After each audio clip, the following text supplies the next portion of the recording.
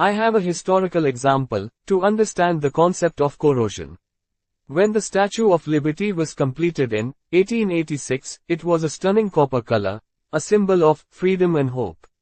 But over the years, something remarkable happened. The statue began to change color due to a natural process called corrosion. The copper started to oxidize, forming a layer of patina, a greenish substance that is a mixture of copper hydroxide and copper carbonate. This transformation took about 30 years to fully develop. In this fully animated lecture, I will teach you what is corrosion. Corrosion is a natural process of slow and continuous eating away of metal. It is a redox chemical reaction that takes place by the action of air, moisture, with metals. The most common example of corrosion is rusting of iron. Rusting occurs when iron reacts with water and oxygen. Corrosion weakens the metal, leading to structural failure. Once metal corrodes, it can't simply be restored to its original state. Because the chemical bonds that hold the metal together are broken down, creating oxides or other compounds that don't have the same strength or functionality. I have a little confusion. Do all metals corrodes? I find answer for you. No. For example, gold and platinum. These metals are highly resistant to corrosion because they don't react easily with air or moisture. This stability is because of their stable electronic configuration, which makes them less reactive than other metals.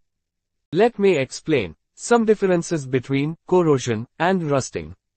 Corrosion is a general term for the gradual destruction of metals and sometimes non-metals.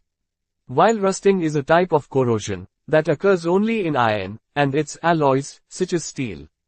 Corrosion occurs due to chemical reactions with the environment, such as oxygen, moisture, acids, or salts. On the other hand, rusting occurs when iron reacts with oxygen and water to form iron oxide, which is commonly known as rust. Let me explain how rusting occurs on iron. Rusting occurs when iron reacts with oxygen and water through a process called redox reaction. It starts from iron atoms that lose electrons to form iron ions. This loss of electron is known as oxidation, producing anodic region. These electrons are gained by oxygen and water, creating hydroxide ions. This gain of electrons is called reduction, and the region is known as cathodic region. The iron ions reacts further with oxygen and water to become hydrated iron oxide, that is reddish-brown in color and known as rust. I have a question for you. Does aluminium rust? Aluminum, in its pure form, is a highly reactive metal. When exposed to water and oxygen, aluminum reacts to form a thin layer of aluminum oxide, also known as alumina. This aluminum oxide layer acts like protective coating that prevents further corrosion. This is why aluminum is often used in outdoor applications, where resistance to corrosion is required. How can you prevent your metal from corrosion? The regions of dents and stains act as the site for corrosion. Removal of dents and stains can prevent your metal from corrosion.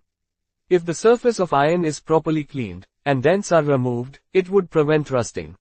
Paints and greasing of the surface can prevent the rusting of iron. With development of technologies, modern paints contain a combination of chemicals called stabilizers that provide protection against the corrosion. Another important method to prevent corrosion is alloying. Alloying is the process of mixing a metal with other metals or non-metals to improve its properties. For example, stainless steel is an alloy made from iron, chromium, and nickel. It resists rust and making it ideal for kitchenware. We can also prevent metal from corrosion by metallic coating. It involves covering the surface of a metal with a thin layer of another corrosion-resistant metal to protect it from rust and damage. Common coating metals include zinc, tin, and chromium. For example, in the food industry, iron containers are coated with tin to prevent corrosion. This process is commonly known as tin packing. The coating can be applied using physical methods or through electrolytic processes such as electroplating.